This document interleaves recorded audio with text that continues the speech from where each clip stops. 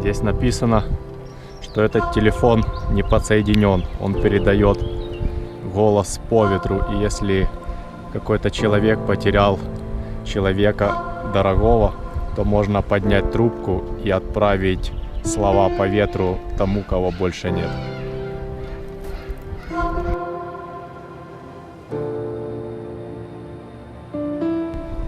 В конце маршрута есть рефуджио, где можно согреться за чашечкой теплого латте макиато, ну, либо чего-нибудь более горячительного. На этой точке наш маршрут заканчивается.